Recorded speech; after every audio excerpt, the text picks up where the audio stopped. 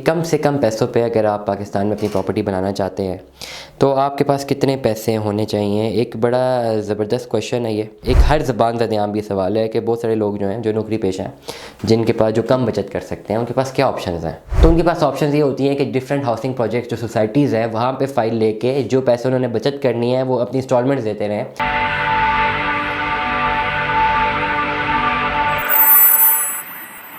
अस्सलाम वालेकुम जाने मैंने आपको आपके दोस्त आपके भाई थे बजाज का सलाम। उम्मीद करता हूँ तमाम लोग खैर ऑफिस से होंगे, जहाँ कहीं होंगे अपने खाना के साथ एक अच्छी ज़िंदगी बसर कर रहे होंगे। आज का टॉपिक रहेगा कि कम से कम पैसों पे अगर आप पाकिस्तान में अपनी प्रॉपर्टी बनाना चाहते हैं तो आपके पास कितने पैसे होने चाहिए। एक बड़ा ज़बरदस्त क्वेश्चन है ये, और बहुत ही एक हर ज़बान ज़देआम ये सवाल है कि बहुत सारे लोग जो हैं जो नौकरी पेशा हैं, जिनके पास जो कम बचत कर सकते हैं, उनके पास क्या ऑप्शंस हैं। इसमें आपके पास ये होना चाहिए कि हम इसको एक विजुअलाइज़ करते हैं, एक एग्जांपल सेट करते हैं कि ज़्यादातर लोगों का जो एक क्राइटेरिया होता है कि यार उन्होंने किसी तरह 5 मरले का एक प्लॉट मैनेज करना है और बाद में इसको बनाना है। सबसे पहले तो ये है ना कि 5 मरले का एक प्लॉट किसी तरह मैनेज हो जाए। ये सबसे बड़ी इंपॉर्टेंट एक क्वेश्चन है कि मैनेज कैसे करें। बनाना तो बाद में, चलो 5 मरले का घर बनाने में अगर बहुत ज़बरदस्त डबल स्टोरी घर बनाएं तो 1 करोड़ रुपये लगता है। अगर बिल्कुल सादा सा घर बनाएं तो 60-70 लाख रुपए में भी आपका घर बन सकता है। ठीक हो गया, चलो वो बात की बात आ गई। सबसे पहले होता है ये कि किसी तरह 5 मरले का प्लॉट मैनेज कर लें। मुख्तलिफ लोग ऐसे हैं, ज़्यादातर लोग ऐसे हैं जिनकी आमदनी कम होती है, उन्होंने प्लॉट लेना ही लेना होता है। वो मुश्किल 20-25 हज़ार रुपये महीना जो है बचा लेते हैं और वो चाहते हैं कि किसी तरह उनके ये पैसे जुड़ते रहें और वो प्लॉट ले लें। अब अगर इस सिनेरियो में अगर वो पैसे अपने जोड़ते रहते हैं 25,000 रुपये फॉर एग्जांपल, और 5 साल तक जोड़ते हैं, 5 साल में अगर उनका लेट अस सपोज 10 लाख या 15 लाख रुपए इकट्ठा हो गया है, तो प्लॉट जो उस वक्त 15 लाख का मिल रहा था 5 साल बाद उसकी वैल्यू हो जाती है 85 लाख रुपए। वो फिर फंस जाते हैं। तो उनके पास ऑप्शन ये होती हैं कि डिफरेंट हाउसिंग प्रोजेक्ट्स जो सोसाइटीज़ हैं वहाँ पे फ़ाइल लेके जो पैसे उन्होंने बचत करनी है वो अपनी इंस्टॉलमेंट्स देते रहें।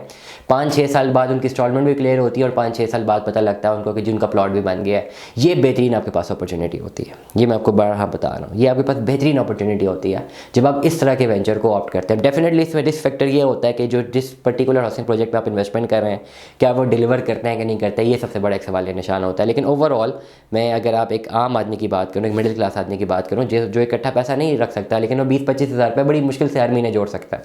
अगर वो 5 साल तक जोड़ेगा भी तो वो पैसा डिवैल्यू होता रहेगा उसका।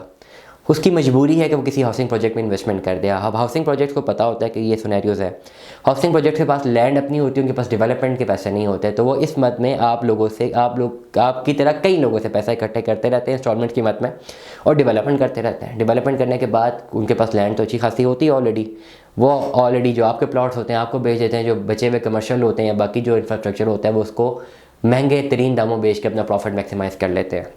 अगर आपके पास 20-25 हज़ार रुपये की अमाउंट मौजूद है और आप जो है हर मंथ मौजूद है तो आप कहाँ पे इन्वेस्टमेंट कर सकते हैं। 3-4 मैं आपको ऑप्शंस बता रहा हूँ, टाइम की किल्लत है।